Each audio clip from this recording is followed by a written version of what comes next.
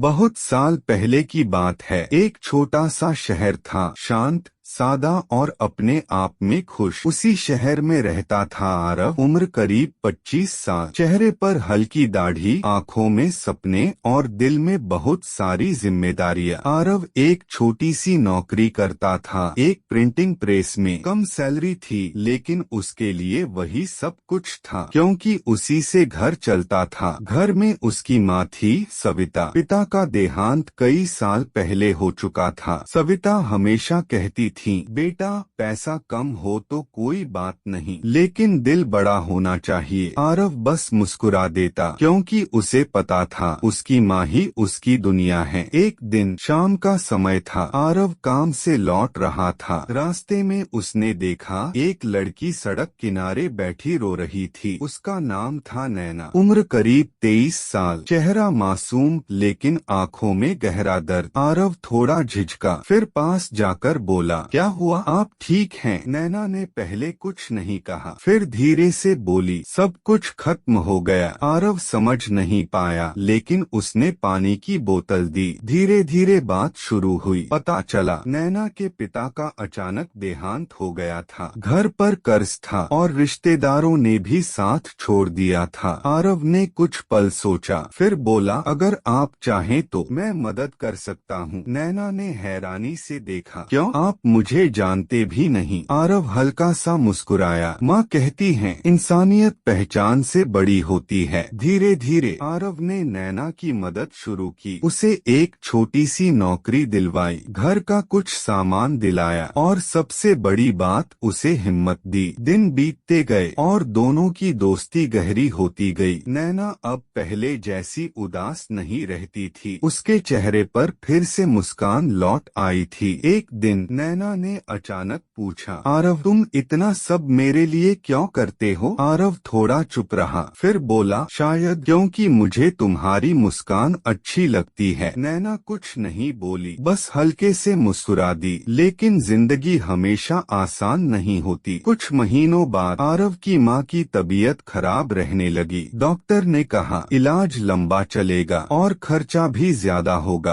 आरव के पैरों तले जमीन खिसक गई। उसकी छोटी सी सैलरी, घर का खर्च और अब ये इलाज, सब कुछ उसके लिए भारी पड़ने लगा। एक रात आरव अकेला बैठा था। उसकी आंखों में आंसू थे, लेकिन वो रो नहीं रहा था, क्योंकि उसे रोने की इजाजत नहीं थी। तभी नैना आई। उसने धीरे से पूछा, क्या हुआ? आरव ने पहली बार अपने दिल की बात कही, सब कुछ बता दिया। अगले दिन नैना कहीं गई और जब वापस आई तो उसके हाथ में कुछ पैसे थे। आरव चौंक गया, ये सब क्या है? नैना बोली, मैंने अपने गहने बेच दिए। आरव गुस्सा हो गया, तुम पागल हो गई हो क्या? नैना शांत थी, जब तुम मेरे लिए इतना कर सकते हो तो क्या मैं इतना भी नहीं कर सकती? वो पल आरव कुछ नहीं बोल पाया। उसकी आंखों में आंसू थे, लेकिन इस बार ये आंसू दर्द के नहीं थे, ये एहसास के थे। समय बीतता गया, इलाज चलता रहा और आखिरकार एक दिन डॉक्टर ने कहा, अब खतरा टल गया है। आरव ने राहत की सांस ली। वो घर आया और सबसे पहले नैना को ये खुशखबरी देने गया, लेकिन नैना घर पर नहीं थी। पड़ोसियों ने बताया वो सुबह ही कहीं चली गई। आरव को कुछ समझ नहीं आया। उसने फोन किया, लेकिन फोन बंद था। कुछ दिन बाद एक चिट्ठी आई, आरव के नाम। उसने कांपते हाथों से चिट्ठी खोली। चिट्ठी में लिखा था, आरव, जब तुम ये चिट्ठी पढ़ रहे होगे, मैं इस शहर से बहुत दूर जा चुकी होंगी। मुझे माफ करना, मैंने बिना बताए जाने का फैसला किया, लेकिन ये जरूरी था। तुमने मुझे जीना सिखाया, मुझे मुस्कुराना सिखाया, लेकिन अब मेरी बारी है। मैं नहीं चाहती कि मेरी वजह से तुम्हारी जिम्मेदारियां और बढ़े। तुम्हारी माँ, तुम्हारा घर, ये सब तुम्हें ही संभालना है। और हाँ, तुम्हारी मुस्कान कभी कम मत होने देना, क्योंकि वही मुस्कान मेरी सबसे सबसे बड़ी ताकत थी। नैना वो दिन आरव बस चुप बैठा रहा। उसकी आंखों में आंसू थे, लेकिन इस बार वो रो पड़ा। कई साल बाद आरव अब एक बड़ा आदमी बन चुका था। उसकी अपनी प्रिंटिंग कंपनी थी। माँ अब ठीक थी, सब कुछ था उसके पास, लेकिन उसकी मुस्कान अधूरी थी। एक दिन वो एक इवेंट में गया। वहाँ उसने एक आवाज सुनी। आरव उसने पीछे मुड़कर देखा। वो नैना थी। दोनों कुछ पल तक बस देखते रहे, न कोई शब्द, न कोई सवाल, बस आंखों में हजारों बातें। आरव ने धीरे से पूछा, तुम चली क्यों गई थी? नैना मुस्कुराई, ताकि तुम मजबूत बन सको। आरव ने कहा, लेकिन तुमने मेरी मुस्कान अधूरी छोड़ दी। नैना की आंखों में आंसू आ गए। वो बोली, तो आज पूरी कर लो। उस दिन कई सालों बाद आरव फिर से मुस्कुराया, पूरी तरह दिल से। कभी कभी कुछ लोग हमारी जिंदगी में आते हैं सिर्फ इसलिए नहीं कि वो हमारे साथ रहें, बल्कि इसलिए कि वो हमें जीना सिखा सकें। और जब वो जाते हैं तो एक अधूरी मुस्कान छोड़ जाते हैं, जो सिर्फ उन्हीं के लौटने से पूरी होती है। अगर आपको यह कहानी प्रेरणादायक लगे तो वीडियो को जरूर शेयर करें। हर कहानी में छुपा है